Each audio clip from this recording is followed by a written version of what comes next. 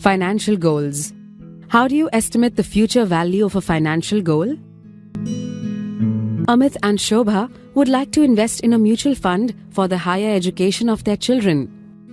They have been told that over a long period, their investment would grow into a sizable amount due to the power of compounding. They intend to invest over the next 15 years. They are, however, not sure how they should estimate the amount they may need at the end of that period. How can they find this out? Amit and Shobha have to make estimates of two key elements. The first is the amount of money they may need for each child's education. This can be estimated by looking at what higher education costs today. Then they have to estimate what the cost would be 15 years from now. For this, they will need to estimate the rate of inflation that may apply to education expenses. Given a positive rate of inflation, they will need a higher amount 15 years from today. They can do their computations using the FV function in Microsoft Excel. They can open an Excel worksheet and key in their numbers in the cells. Let us assume that the education they plan for their child costs 8 lakh rupees today. What would be the value of this goal 15 years from now? Let us assume an inflation rate of 9%. To compute the future value of the goal, click on FX from the status bar at the top of the sheet.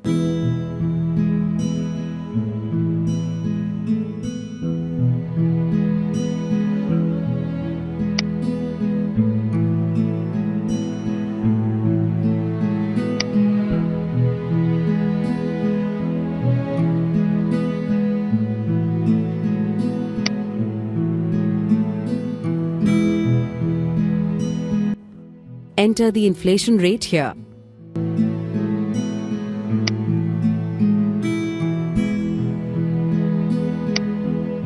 Against NPER, enter the period after which the amount is needed. The next parameter, PMT, can be skipped.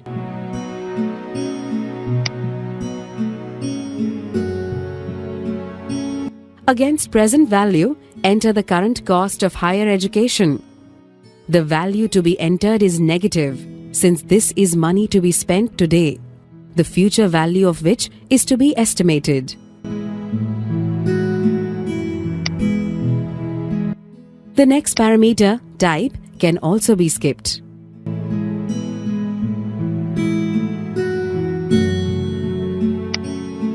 The resulting amount is 29,13,986 rupees.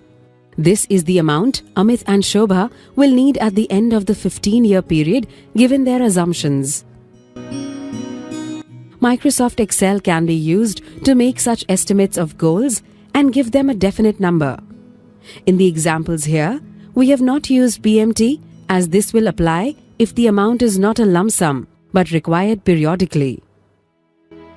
The PV is the present value, which is the current cost of education. FV is the future value that is being estimated over a 15-year period, assuming a 9% increase in the PV.